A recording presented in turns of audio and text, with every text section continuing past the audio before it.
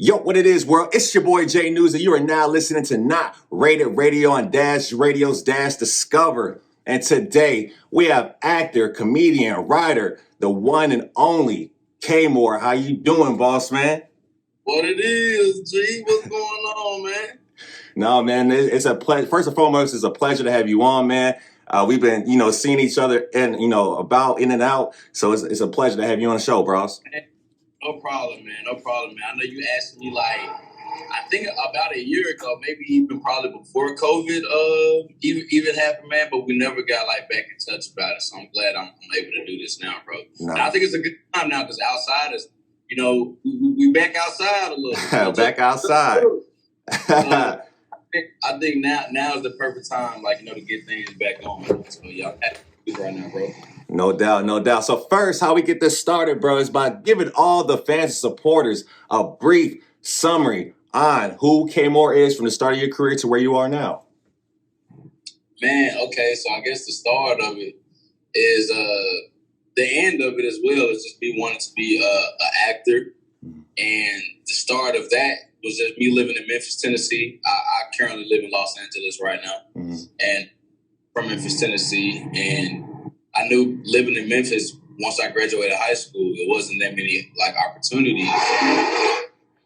So I'm outside, you may hear a couple of, Yeah, it's all good. Fights going on every now and then. But being from Memphis, Tennessee, it wasn't that many opportunities as it was places like Los Angeles, New York, Atlanta. So I knew that if I wanted to really take acting serious, I would have to move to one of these places eventually. Mm-hmm. But I had no money. I was broke. So I'm like, shit, I'm going to do that. But YouTube. I ended up discovering YouTube. I saw somebody make a sketch. I was like, man, I think I could do some shit like this. Mm-hmm. And that started from 2012. So I was like, I think I can make money from this. And if I start making money, I can use that money to move to LA.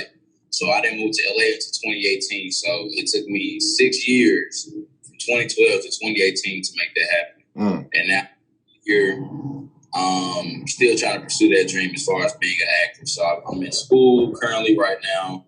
I just got done doing a movie back in April. It was my first feature film. Nice.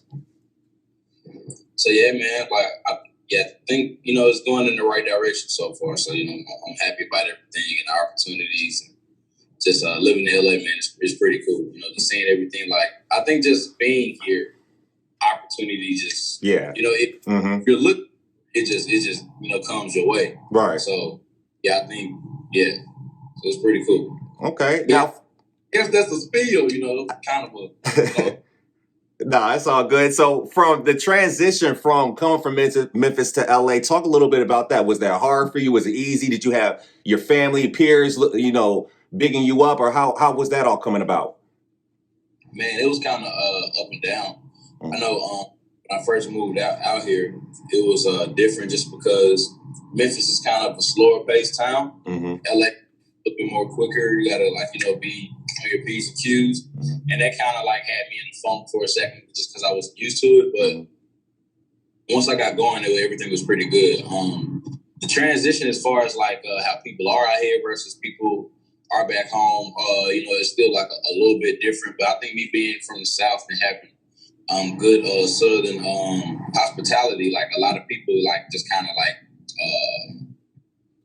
attracted to me just because I'm very nice. You could see living out here, you can see the fakeness to a lot of people. Right. But me being from where I'm from and just being real, it's just straight up genuine anytime you have an encounter with me, and I'm able to pinpoint who is real and who is fake. Right. Kind of being so I think that transition was something. But yeah, now everything is pretty cool. I love it.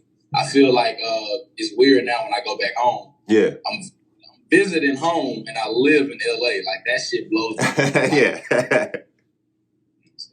Nah, I definitely feel you on that. I'm the same way. I'm from Minnesota, so when I go back, it's just I was just gonna ask you, are you from out here? But yeah, I remember you telling me you was from Minnesota. Yeah, man. Yeah. So it's still, I know what you mean. It's a trip, man. It's going from the situation, damn, I'm going back home to visit, when it's just made the dream possible to come out here and live in LA, like you said, still grinding, still fighting for it. But as long as you made that stride to go get it, that's all that really matters. You know what I'm saying? So I definitely applaud and respect that, boss man. But stepping back into the interview, so when did you know that was there any like content or any video that went viral that you were like, okay, I got to start pushing even harder, or was it just like the slow pace grind going forward? Starting off, it was very slow paced. I think everybody has the mentality like when you start, you want this, whatever you're working on right now, to be that video. Like, hey, this got to be the one. Oh, it's so good, it's this and it's that, and that one doesn't do it. And then you make another one. This got to be the video. You just think every one that you're gonna make is gonna be that video until one day it just actually happens. But I think kind of setting yourself up that way, a lot of times you can like set yourself up for failure because you'll think that the results are supposed to come like right, away. Right. But I guess when I knew it was kind of slow paced, and then a couple of like maybe 2 years in, I'll get like a little small glimpse of this video do kind of decent. So give me a little bit of motivation to keep going, to do the next one. Right. And then those numbers will start doing better. But one video took off about being 3 to 4 years in, and my bad, I'm about to like burp shit. That's all good. One video took off, bro, and I know cliche to say the rest is history, but that's kind of how it was. It's just like it did. Luckily I had enough videos where like nothing was like popping off really that much. I was just, working. Mm-hmm. Then one video did really great. But what happened was people wanted to see more.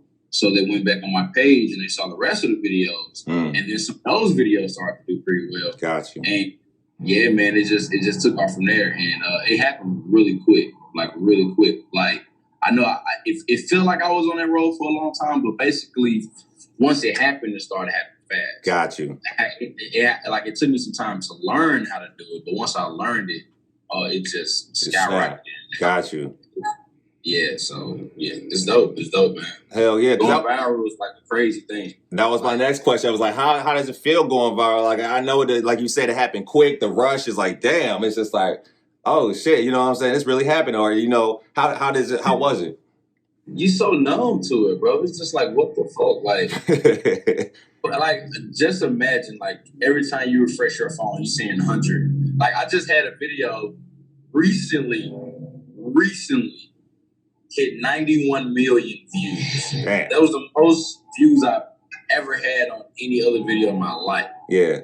And I'm seeing, because I went from 950,000 followers on Instagram to a million and like 60,000. Mm-hmm. So that one video got me over 100,000 fucking followers. So I'm just, every time I'm refreshing my page, just like just all the time. So yeah, it's really like I kind of could say like it's fun, but it's a numbing feeling after a while because you just keep wanting more and keep wanting more. Yeah, but it definitely feels good when you see like your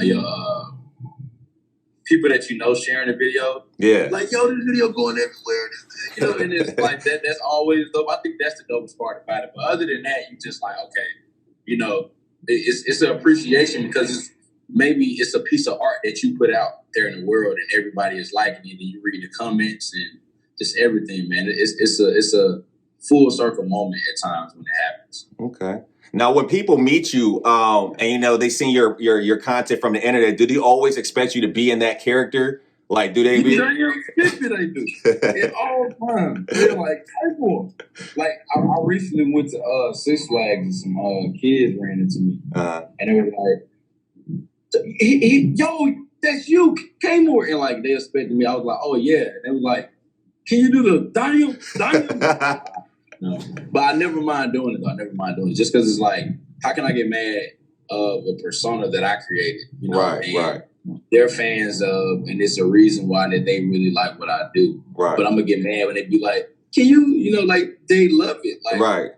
To me, because I always thought about like being younger. Like, man, like you hear about celebrities, hating, fans, and this and that. I'm like, man, if I ever get in that position, I always show love to my fans. I always do this and I always do that. That's respect. So I never wanted to be that person to just be like, yeah, I'm just like, nah, man, I don't feel like doing that shit. Like, even if I don't, it's like to see them laugh or some shit like that. Yeah. And like, makes me feel good. Now, I'm not like if a motherfucker trying to like force me to be like, hey, do this. I'm like, I'm not going to do it. But right. you like, I know it's genuine. Yeah. Then I do it and stuff like that because I know it's like, it's going to make me laugh. And I always just love seeing people happy. So, yeah. No, but, that's respect, dog. Man. I definitely respect that. I love my fans. Bro. Okay, yeah, you heard that, ladies and gentlemen. He love his fans. So don't, if it's genuine, he gonna do it for you. But if you come with that bullshit, he might uppercut your ass. Nah. I'm gonna uppercut the shit out of you. No. But yeah, man, that's dope as hell, man. So talk a little bit about more what you got going on now. You know what I'm saying? What are you promoting now? Talk a little bit more about that. Man, so what I have going now, like I said, I'm currently in school. So just working on trying to be a better actor. Okay. Praying that leads to opportunity to just really get into like films. Besides trying to get into films, I'm also doing films myself because writing is the thing that I've currently been getting into because of quarantine. So it forced me to sit down and write a lot. So with that, I've been writing a lot of shows, sketches, and everything like that. So trying to get those projects into work, kind of coming into a little money now, the shirt is kind of new. You know what I'm saying? So I've been trying to fund some of my own projects, get people to help work on them and stuff like that. Okay. So currently, just trying to really make my own movies and like short films and everything like that. So what kind of short films and movies are you catering to? I think it's easy for me to do comedy, okay. But I wanna escape and do like a lot of drama. You know what I'm saying? Ooh, okay.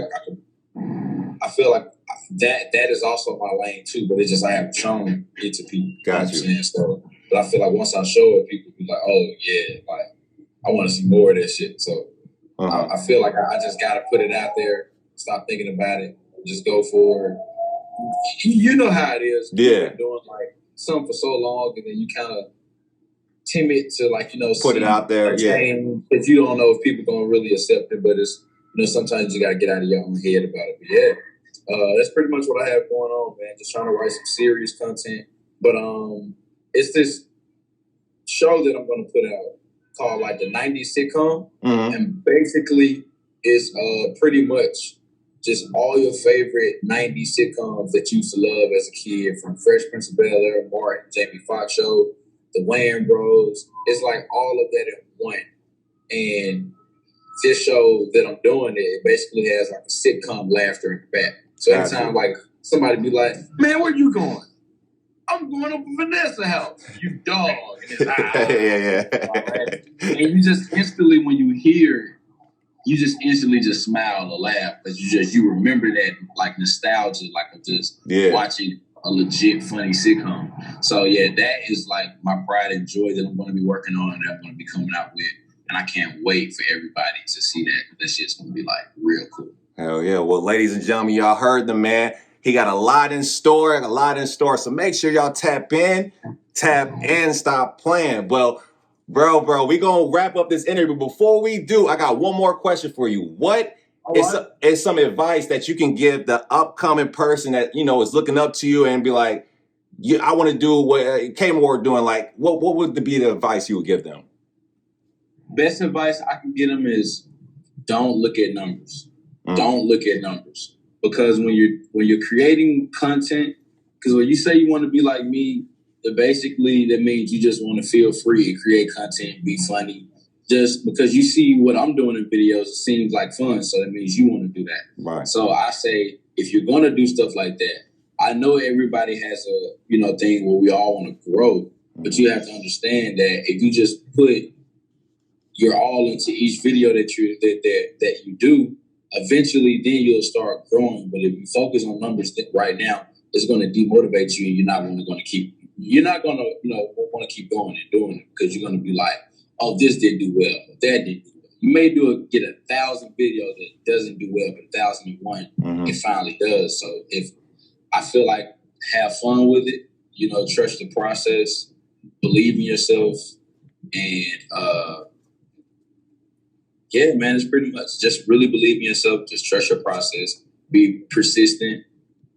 Don't give up. And like Denzel always said, we fall 7 times, get back up like 8. Because, you know, a lot of people think just because you fail in one thing that, you know, you can't, you know, get back up. Right. We can always keep going. So yeah, man, that's pretty much it. Oh man, well, and don't do drugs.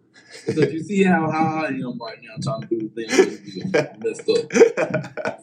No, you good, boss. You good. Well, thank you again for hopping on. And it was a pleasure to chop it up with you. I'm sure I'm going to see you again out here in these streets. We outside, you know. But thank you again for hopping on the show, boss man. I wish you, you know, the best in what you got going on. And I want you to flourish and prosper, dog. So you keep doing what you're doing, man. Over here at Dash Radio, Not Rated Radio, we got your back, man. So until next time, be safe out there. No problem, man. I appreciate it. And yo, teach me how to do this right here. I need to learn this setup. Oh, I got you.